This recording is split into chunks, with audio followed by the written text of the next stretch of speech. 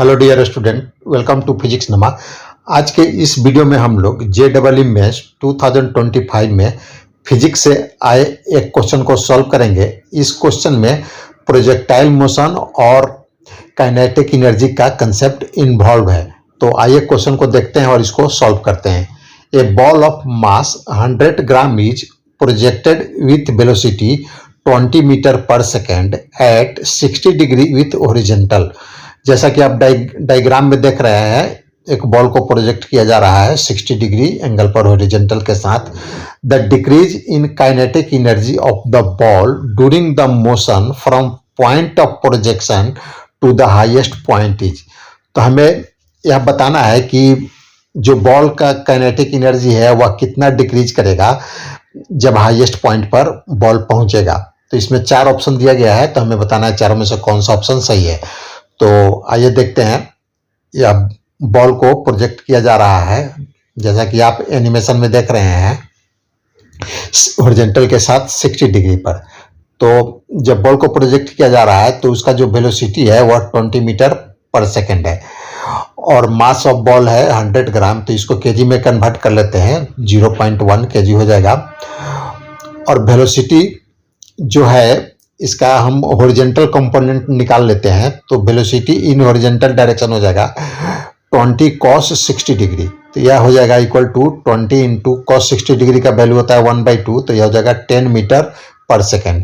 यानी इसका horizontal direction में जो वेलोसिटी होगा 10 मीटर पर सेकेंड होगा और वर्टिकल डायरेक्शन में इसका वेलोसिटी हो जाएगा 20 sin 60 डिग्री। तो इसका वैल्यू नहीं निकालते हैं अभी, क्योंकि हमको वर्टिकल डायरेक्शन में इसका रिक्वायरमेंट नहीं है।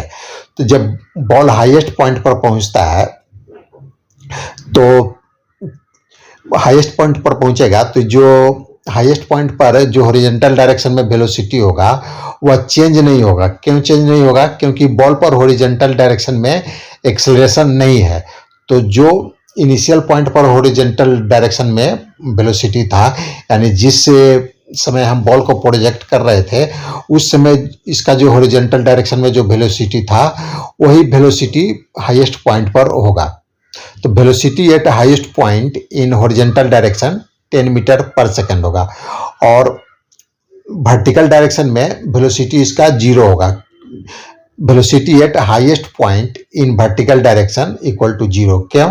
क्योंकि हाईएस्ट पॉइंट पर पहुंचने के बाद बॉल का डायरेक्शन चेंज होगा, या अपर डायरेक्शन में जो वेलोसिटी था वर्टिकल डायरेक्शन में, वहां से अब वर्टिकल डाउनवर्ड डायरेक्शन में बॉल मूव करेगा।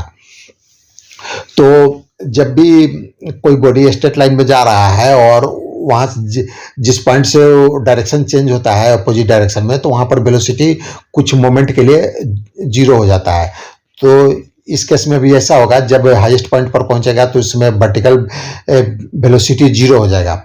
तो हमें काइनेटिक एनर्जी निकालने के लिए हम जानते हैं कि काइनेटिक एनर्जी का जो फॉर्मूला होता है 12 mv² होता है। m बॉडी का मास हो गया और v वेलोसिटी, जिस पॉइंट पर हम निकालेंगे उस पॉइंट पर उसका वेलोसिटी। तो हम जब बॉल को प्रोजेक्ट किया गया उस पॉइंट पर हम पहले काइनेटिक एनर्जी निकाल लेते हैं, तो यह हो जाएगा 12 mv²। तो यह हो जाएगा 12 इंटू बॉल का मास है 0.1 kg इंटू जिस पॉइंट पर प्रोजेक्ट किया जा रहा था वहां पर उसका वेलोसिटी बॉल का था 20, तो 20² हो जाएगा। तो इसको सॉल्व करेंगे तो 0.1 इंटू 200, यह इक्वल हो जाएगा 20 जूल। अब हम kinetic energy at point of highest point, तो हाईएस्ट पॉइंट पर सिर्फ हॉरिजॉन्टल डायरेक्शन में इसका वेलोसिटी है, वर्टिकल डायरेक्शन में नहीं है। तो इसका जो काइनेटिक एनर्जी हाईएस्ट पॉइंट पर हो जाएगा 12 इंटू 0.1 इंटू वेलोसिटी यहाँ पर 10 है तो 10² हो जाएगा। तो इसको सॉल्व करेंगे तो यह हो जाएगा 0.1 इंटू 50 इक्वल टू 5 जूल हो जाएगा।